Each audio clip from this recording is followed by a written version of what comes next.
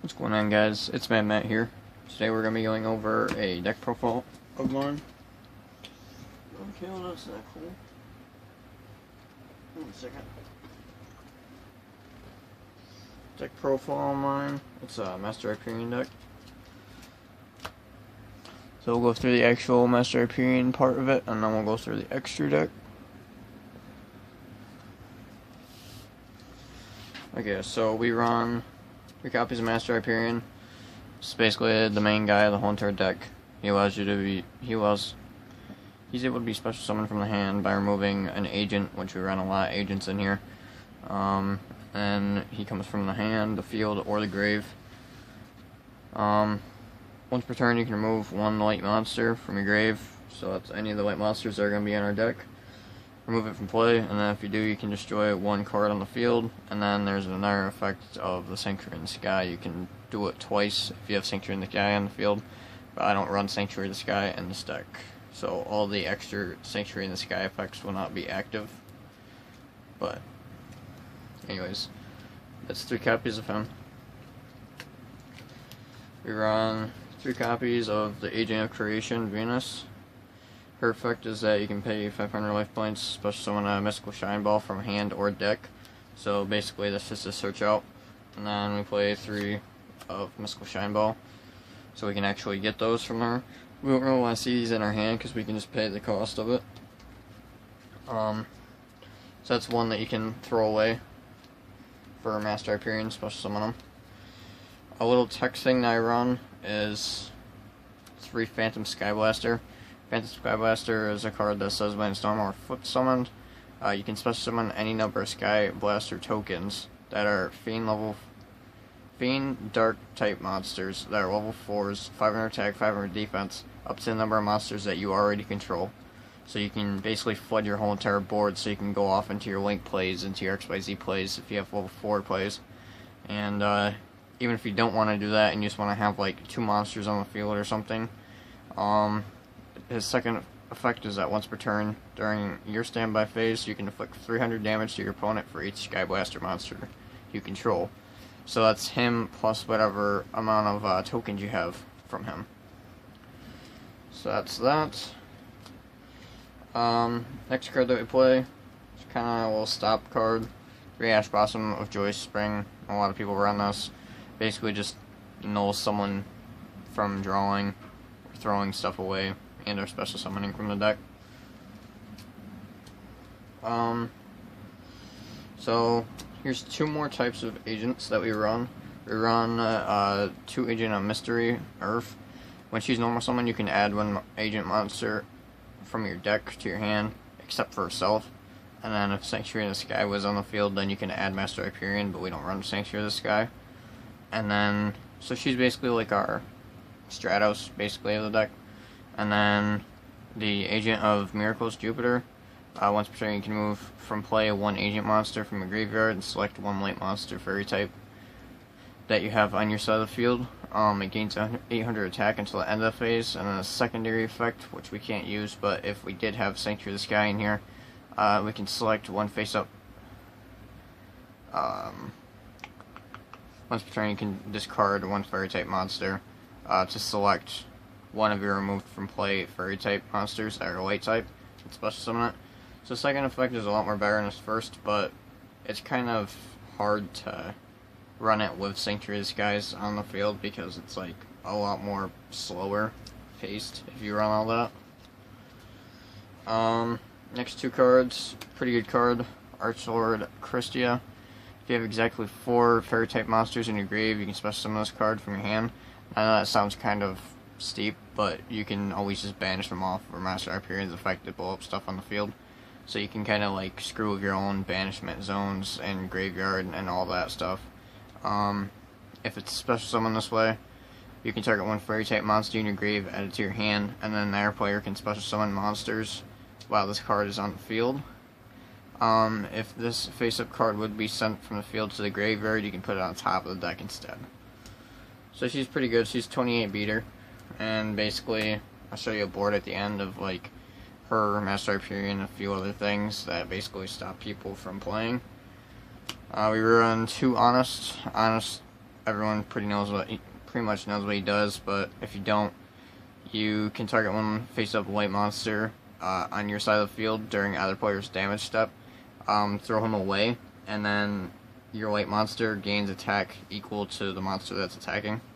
And his other effect is that if he was on the field, you can return it back to your hand, because he's a spirit. Well, the quote-unquote first spirit. Now we run this, it's kind of a little weird, it doesn't really go with any of the Master Hyperion stuff, but it runs well with some of the other cards that are going to be coming out in a few seconds. So, Dwarf Star Planet, Dragon Planeteer, once per turn during the end phase, you can, if this card was normal summon this turn, you can add a level 7 light or dark monster from your deck. And we run Lightre Diabolos and Lightre Diabolos, I guess. But these guys are both level 7s, both white monsters, and they can't be normal or special summoned, or normal or set summoned. They must be special summoned by having an exact amount of cards in your graveyard, and they all have to be white monsters. So, Diabolos is 5 or more with different names, and then Diabolos, which is a little bit more easier one, is just 5 or more white monsters. They don't have to be different names. And if you have that, then he can be special summoned, and he can't be special summoned by any other way. Diabolos' effect is once per turn. You can target one set card your opponent controls. Reveal that target, then return it to that target to the top or the bottom of the deck. So depending on what it is, throw it at the bottom, most likely. And then Diabolos, he's pretty good. When he's special summoned, you can target one field spell and 2 other cards on the field and destroy them. And they're both pretty high attacks too. So that's that little play that I run. Next thing, run 1 Effect Veiler. It's really just, you know, if we run into it, then we run into it. If we don't, then we don't. But normally, if I have, say, Diabolos or something of that nature, then throw him out on the field after Diabolos has already been on the field, you can go into your synchro plays for level 8, which there's a lot of level 8s that are really good, or anything of that nature. And then we run 1 Summoner Monk. I used to run 3, but I mean, it really doesn't help to run 3 anymore, so now I just use him to get out, what's his face? Jupiter, when I need him. We run 3 cards from the sky. This card says remove from play 1 fairy type monster from your hand, and then draw 2 cards. The downside to it is that you can't special summon or conduct your battle phase the turn that you activate this play, but normally it's still okay. Then we run 2 burial from a different dimension. You can target up to 3 remove from play monsters and return them to the owner's graveyard. So that's really good because you can recycle all of your stuff that you banished from Master Hyperion's effect and just keep on going off of Master Hyperion's effect. And also, if you need more cards for, say, Diabolos, or Diabolos, or Christia, then you can get those cards, and it says up to 3, so you can get 1, 2, or 3.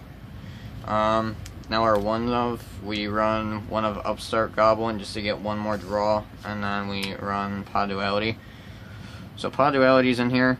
If we see cards from the sky and Pod Duality, that's good, because then we can play both of them at the same exact time, because we already can't special summon or anything like that. Normally you want to wait for like main phase 2 when you run these. But yeah, so that's those. 1 Dark Hole. Everyone knows Dark Hole is destroy all monsters on the field. Really good card. 1 Monster Reborn since it came back. Everyone runs that. And then for our traps, just 2 Solemn Strike. And even though I only have 2 Solemn Strike and 2 traps, for some reason I always run into these when I need them. So that's them, and then we'll move on to our extra deck. So for our extra deck monsters, we have 7 links. So for link monsters, we have a Link Spider. After we get done summoning stuff off with Agent of Creation Venus, she puts out the Shine Balls, so you can use one of the Shine Balls to actually get him out, because they're all normal monsters. And then we have Underclock Taker. He has 2 effect monsters that he has to be used for, and then once per turn you can target 1 face-up monster this card points to. and one face-up monster your opponent controls. That target loses the attack of the monster that this card points to. Proxy Dragon, he's pretty good. He's just a generic 2 monsters. If this card you control would be destroyed by battle or card effects, you can destroy one card that this card points to instead. So just in case. Binary Sorcerer, she's pretty good. It's 2 monsters except for tokens, so basically any monster except for tokens. This card has 2 different effects, and this card gains effects equal to the number of monsters co-linked to this card. So, the first effect is that if there's one co-link to her, when a monster is co-linked to it, to this card, that battles your opponent's monster and inflicts damage to them, you gain that much life points that was inflicted. And then the other one is if it has 2 co-linked to it, once per turn, it's a quick effect. You can target 2 face-up monsters you control, take one of the monsters' attacks, half it, and add it to the other. So that's pretty good. Next one, Deco Talker. Deco Talker, a lot of people know about. He's a link 3, so it's 3 effect monsters, basically. Gains 500 attack, and 500 attack for each monster it points to. So it has 2 on your side, and then 1 on their side. And then when your opponent activates a card effect that targets a card that you control, you can use it as a quick effect, tribute 1 card or 1 monster that the card points to, and negate the activation if you do destroy that card. So what I like to do is if I do have something that this points to, I tribute off whatever's on their side. But that's a little cool thing you can do. Firewall Dragon. Firewall Dragon is a link 4, so it takes 4 different monsters once per turn, or once while this is on the field. It's a quick effect. You can target 1 monster on the field and or in the graveyard up to the number of monsters that are co-linked to this. It's a 4, so it has 4 different spots that it could be co-linked to.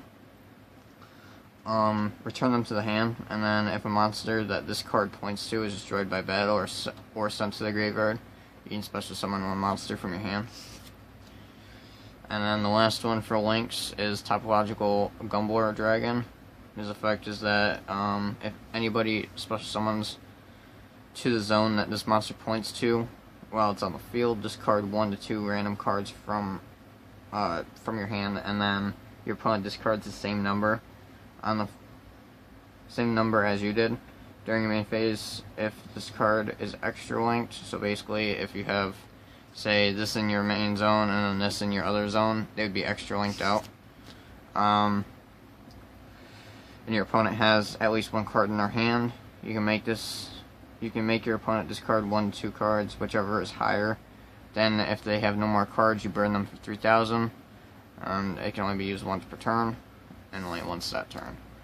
Okay, so then we'll go off to our synchros. We have 4, or not synchros, XYZ, we have 4. Tornado Dragon, I can get him out really easy by the Phantom Skyblaster thing that I was showing you guys about.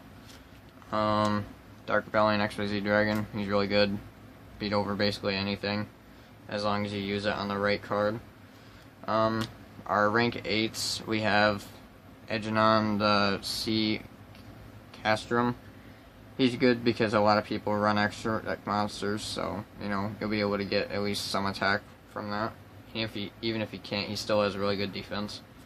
And then the other one is number 23, Lancelot, Dark Knight of the Underworld. His effect is really good. It says, when this card attacks your opponent directly, while it has XYZ material on it, you can inflict damage to your opponent's, or when this card inflicts battle damage to your opponent, you can target 1 face-up monster your opponent controls, destroy it once per turn during either player's turn. When a spell, trap, or card effect of another monster is activated, detach 1 material from this, and then negate the activation. So he's pretty good. We have a lot of negation stuff in here. Next negation card, Clear Winged Synchro Dragon. Once per turn, while another level 5 or higher monster activates its effect on the field, you can use a quick effect of this. You can negate the activation if you do destroy it. Once per turn, while a monster effect is activated that targets a level 5 or higher monster on your side of the field, and no other cards. Quick effect, you can negate the activation and destroy it. If this card's effect destroyed, a monster, this card gains the attack equal to the monster that was destroyed, the original attack until the end phase. He's already at 2500 beater, so that's pretty good. Next one, Scarlet Red Dragon Archfiend. He's really good because a lot of people use special summon monsters. So it says this card's name becomes Red Dragon Archfiend like any other Red Dragon Archfiend card. While this card is on the field or in the grave, once per turn, you can destroy as many special summon effect monsters in the field as possible with attack less than or equal to this card. And if you do, inflict 500 damage to your opponent for each of those monsters. And he has 3000 attack, so I mean, it's kind of hard to be over that. Next card, Trishula, Dragon of the Ice Barrier. Takes one tuner and 2 non-tuner monsters, so that's the only thing that kind of sucks about her. But when this card is synchro summoned, you can banish one card from their hand, their field, and their graveyard. And the hand's chosen randomly, and she's a 2700 beater, so she's pretty good. And then the last one that we run is Stardust Chronic Spark Dragon. And he's just another negation card. It says he must be synchro summoned once per turn. Quick effect, you can banish one synchro monster from your graveyard. This card is unaffected by other card effects for the rest of the turn. If this card and its owner's possession is destroyed by an opponent's card effect, by battle or card effect, you can target one of your banished dragon synchro monsters and special summon that. So we can go for Tristia, we can go for Red Archfiend, or we can go for that if they're the ones that we banished. So they're all pretty good. But anyways, that was my Master Hyperion deck. I hope you guys liked it, and please like, comment, and subscribe. If you guys see anything that could be changed, just leave it in the comment below. Thank you, and enjoy your day. This is Mad Matt signing out.